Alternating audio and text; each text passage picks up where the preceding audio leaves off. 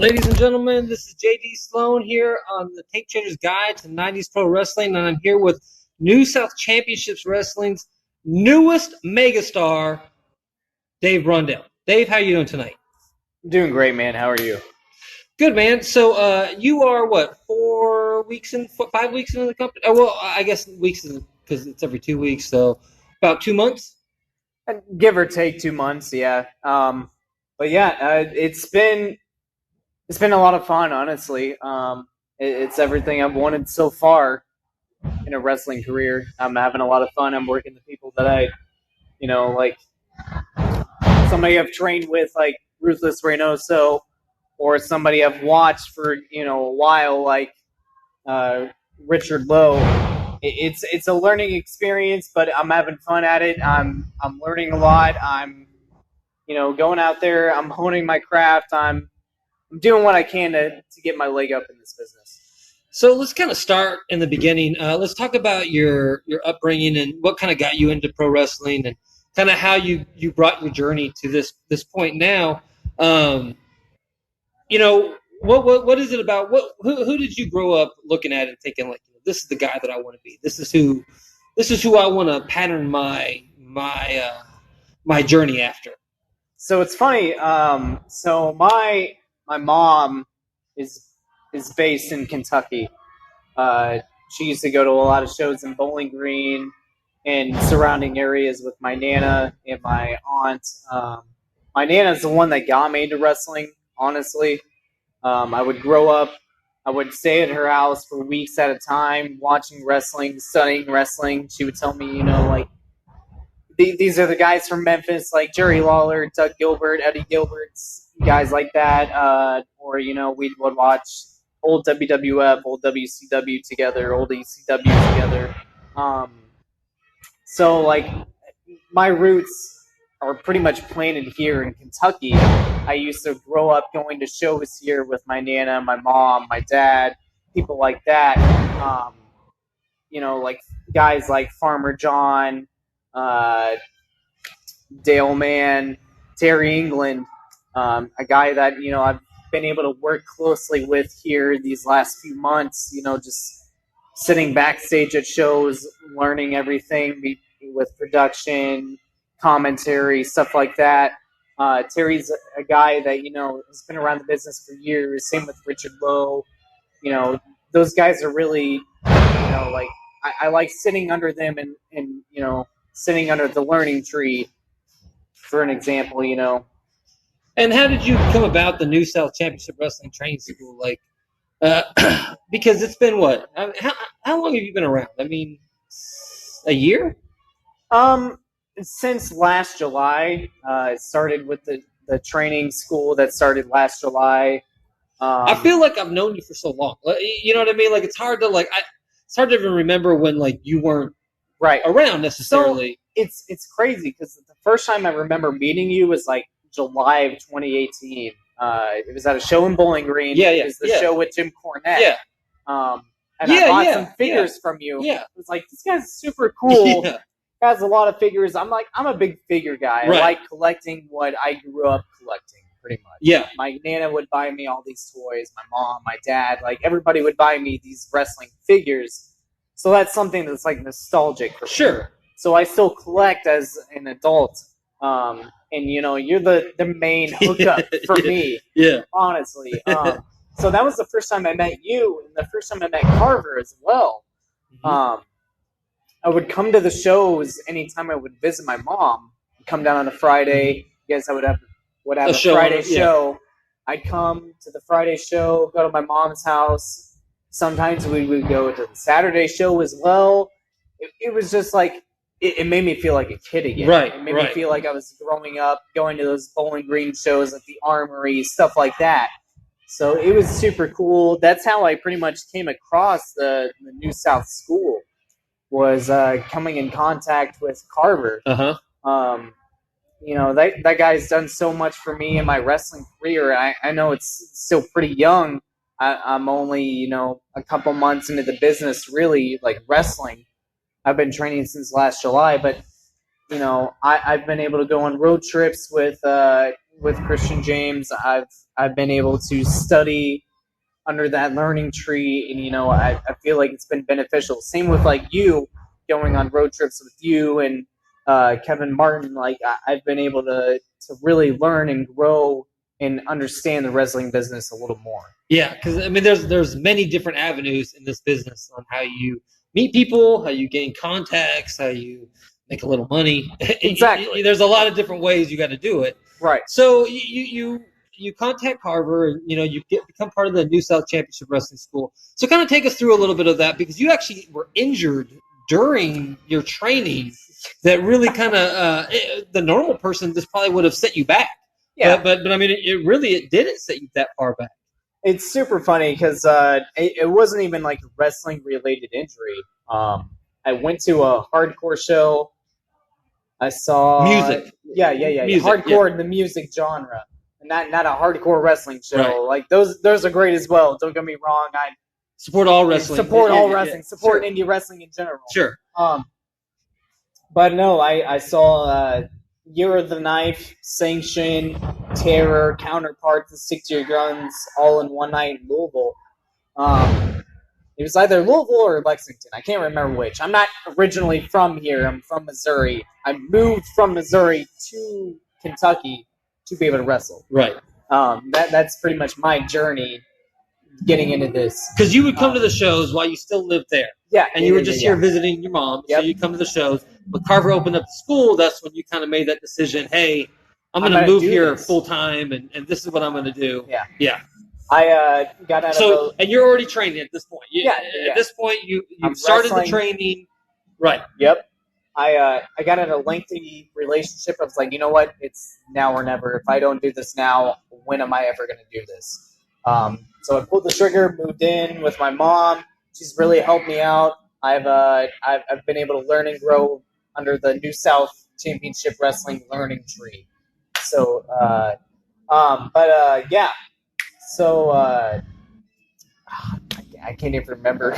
So we're talking about your training. Yeah. And going into the broken arm. Injury. The injury. Yes. Yeah. So while you're training, I was at this show, this hardcore show, and there's a thing called hardcore dancing, where you pretty much just flail your body parts around. It's a more aggressive form of moshing, I guess, is a good way to describe it. Anyways, I threw my arm back and I hit it across somebody's head, I guess, and I heard it crack. I was like, oh no, this can't be good. Went outside, my arm's like dangling. I'm like, I can't pick this up, but it doesn't hurt. So I put an ice pack on it, went through the rest of the show, still doing my thing, drove 2.5 hours back to the hotel room for the night, stayed there, went to the ER the next day. They're like, yeah, you completely shattered this bone. So you're going to have surgery. You're going to be in a cast for like 4 to 6 weeks. And how far into your training were you at this point? How many weeks? A month. A month into my training. So I was pretty upset. Yeah. The thing is, though, like I was like, okay, so this is a major setback for me. Obviously, I was very upset. I'm not gonna lie, I cried because I was like, everything I've worked towards is being taken from me. That's what it felt like. I felt like I was just having everything swept from under the rug, taken from me. Right. You finally got here. Right. Yeah. But no, it's like I'm not gonna let this keep me down. I would still come to training. I came to training the day I had surgery. I was still under Novocaine, all this, random stuff that they gave me for the day to have this surgery. In my cast, I'm there watching training, watching them do headlock takeovers, just trying to learn what I could, even though the situation warranted me from actually training. Right. In the last week and a half into me having a cast, I started doing those bumps again. Mm-hmm. I was like, you know what? My arm feels fine to me, which probably wasn't the smartest idea. But it felt fine to me. I would do the flip bumps, the headlock takeovers, the hip tosses, stuff like that, to make sure I was still learning what I needed to learn and able to move forward. So now we're at this point.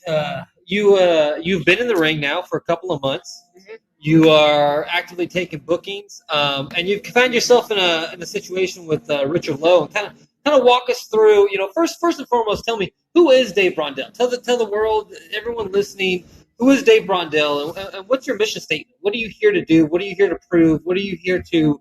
What statement are you trying to make?